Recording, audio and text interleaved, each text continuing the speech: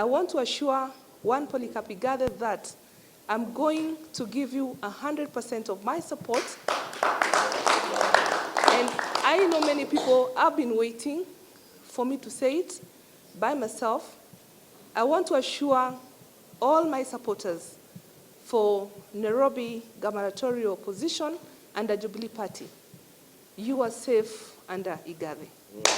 And you are safe under Azimio la Umoja.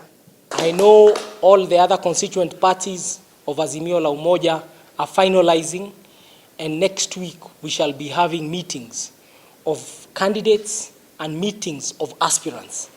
Ndio sote tujitokeze kuanzia Wednesday, and we pronounce the beginning ya kuchapa ground.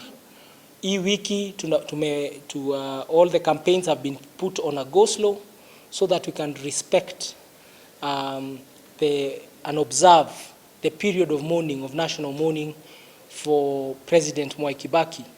But immediately after that we start. So get ready to tuende mbele pamoja. Thank you very much. Thank you very much, Governor. Thank you for your support.